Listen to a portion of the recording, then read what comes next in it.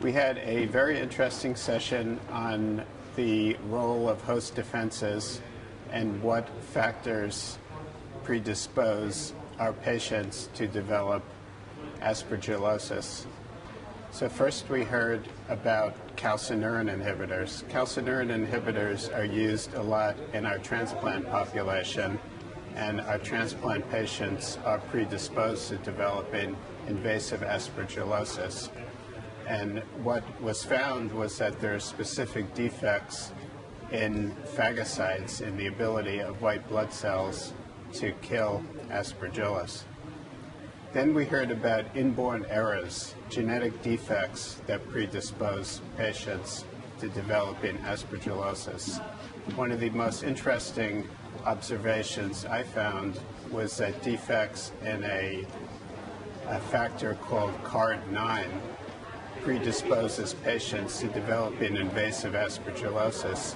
But the most interesting part about this observation was that the patients didn't develop aspergillosis in the lungs, as is usually seen, but developed it in other sites in the body.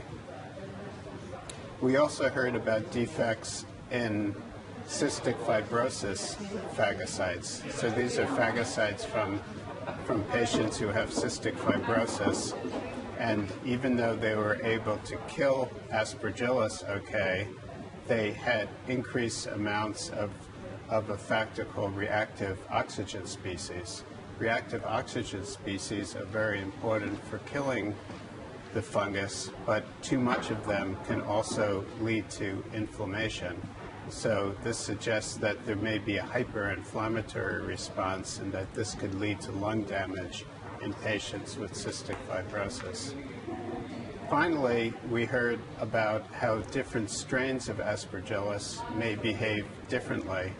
So many of us, when we study aspergillus, we just look at one strain of aspergillus. But what was found was that two commonly studied strains, one called the CEA strain, CEA10 strain, and the other called AF293, they both have very different responses when they're put into the lungs of a mouse.